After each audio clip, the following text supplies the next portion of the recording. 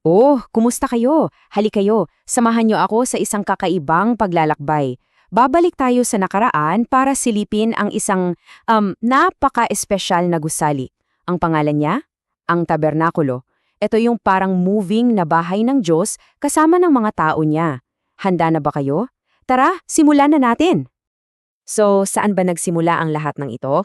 Well, galing mismo sa Diyos ang mga salitang yan na sinabi niya kay Moises.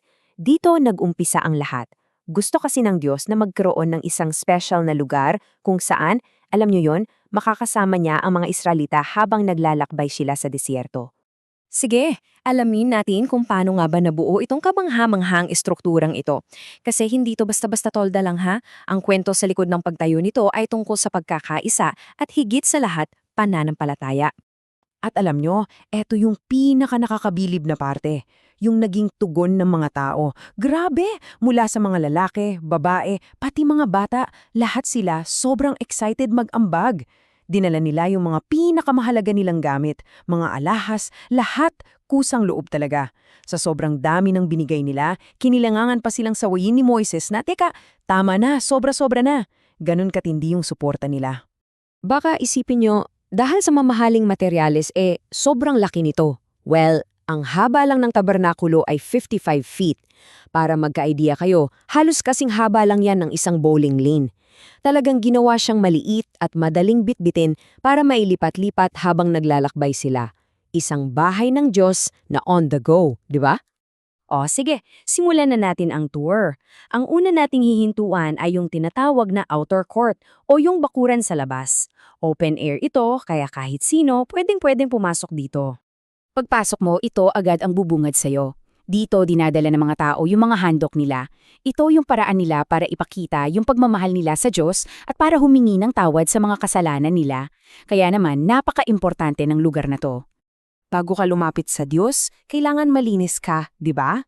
Kaya yon, dito sa hugasan na to, nagawa pala sa mga pinakintab na salamin ng mga babae, dito naglilinis ang mga pari bago sila pumasok sa tolda o mag-alay sa altar. Isang paalala to ng kahalagahan ng pagiging malinis sa puso at gawa. Okay, mula sa labas, pasok naman tayo ngayon sa loob mismo ng tolda. May 2 kwarto dito.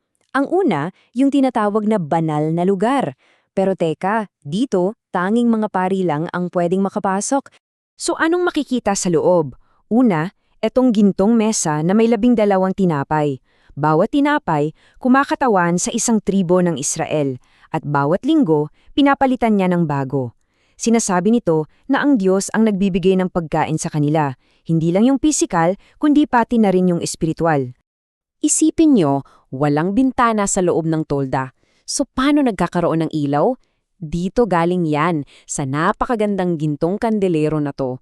At yung mga ilaw niyan, hindi pwedeng mamatay. Dapat laging nakasindi, araw at gabi. Ito ang liwanag ng Diyos sa loob ng Santuario. At bago ka makarating sa huling kurtina, may madadaanan kang mas maliit na altar. Dito naman, insenso ang sinusunog. Yung mabangong usok nito, yan daw yung kumakatawan sa mga panalangin ng mga tao na umaakyat sa langit. Ang ganda ng simbolo, no? Okay, handa na ba kayo? Sa likod ng isang maganda at mabigat na kurtina, nandoon ang pinakasagradong silid sa lahat. Isang tao lang ang pwedeng pumasok dito, ang punong pari. At isang beses lang sa isang taon. Ito na yung pinakasentro ng lahat. Anong nasa loob? Ito na. Ang pinakaimportante sa lahat ng gamit sa tabernakulo. Ang kaban ng tipan. Dito mismo nakalagay yung mga batong sinulatan ng Diyos ng 10 utos. Ito yung basihan ng kasunduan niya sa mga Israelita.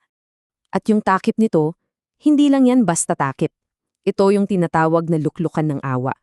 Dito mismo, sa pagitan ng 2 anghel na ginto, dito nagpapakita ang presensya ng Diyos. Ito yung eksaktong lugar kung saan nagtatagpo ang langit at lupa. Wow! Ayan, natapos na ang tour natin sa lugar. Ngayon naman, kilalanin natin yung mga staff dito. Ika nga, sila ang mga pari mula sa tribo ni Levi. Makita nyo agad yung pagkakaiba. Yung karaniwang pari, simple lang ang suot, pulo puting lino. Pero tingnan nyo yung sa punong pari na si Aaron. Grabe, ang ganda.